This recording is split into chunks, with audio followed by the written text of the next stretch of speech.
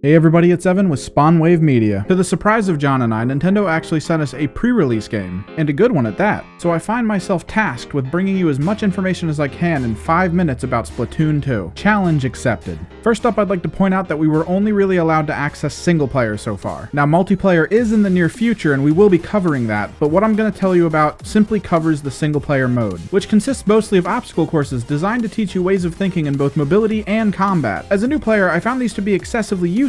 The rate at which the difficulty ramped felt very thought out, and at the end of it all, I do feel now that I have a very good grasp on the mechanics of the movement, the combat, each and every weapon, the advanced uses of the squid mode, and even what I'm guessing are going to be the multiplayer maps that were sprinkled in as a sort of mini tutorial. And for you fans of collection games and hidden object games, they actually had some of that in there as well. I can't go into too much detail, but it did take a while before I got my first lore-based item. Speaking of which, the whole time you're doing this, there's actually a running story. A story that puts you into a position of having to use each and every single weapon in the game. Normally in multiplayer-centric games like Splatoon, I never really see the point in a single-player mode, but this was a fantastic way to brush up on skills in a very classic platforming style that, let's face it, Nintendo does better than most. And let me just say real quick that the occasional multiplayer-style map that you get to play on in this mode felt really solid. They were designed as mirrored arenas, that is to say that the enemy half of the map is going to be the same as your half, but the way they're designed shows that there's a lot of thought that goes into them, specifically when it comes down to the type of guns you're going to have access to, the advanced ways in which an Inkling can maneuver, as well as the activatable items and devices that actually change how the battlefield works. This has me really looking forward to the multiplayer test. I'm really looking forward to wrecking some of my fellow reviewers.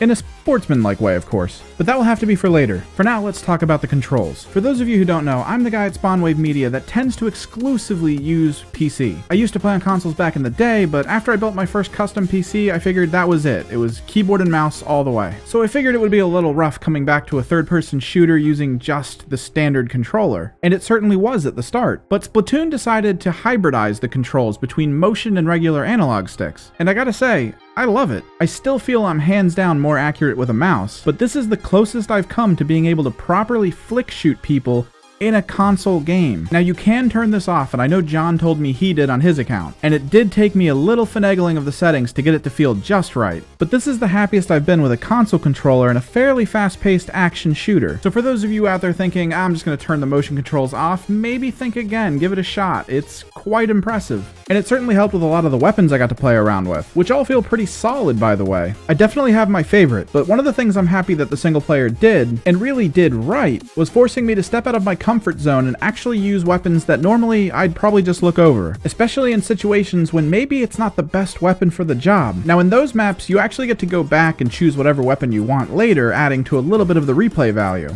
Now even though I wouldn't plan on using them all in the game, having the single player force me to use them in order to get through it was actually a pretty good idea.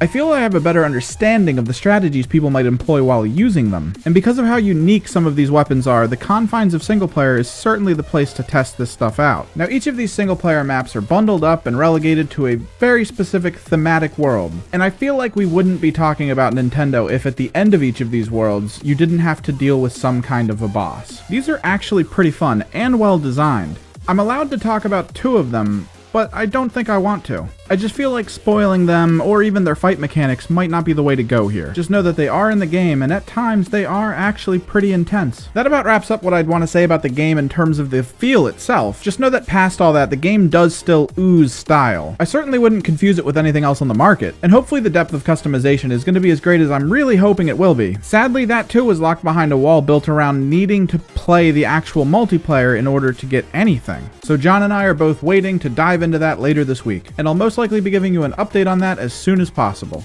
Just know that from the notes we were given over the course of Splatoon 2's lifetime, you can expect new maps, new weapons, new gear, and even some planned events. And all of this will begin on July 21st. Before then, expect our overview of the multiplayer up on the 18th. I think I did good for time. Real quick, seeing as how I'm new to Splatoon and all, if there's any questions or concerns you might have with how the game's going to play in multiplayer, drop them in the comments below and I'll see what I can figure out before the next video. That's my time. I'm Evan with Spawnwave Media. If you haven't already, don't forget to hit that subscribe button. I'm pretty sure John has some kind of sub-based giveaway going on. Either way, until next time.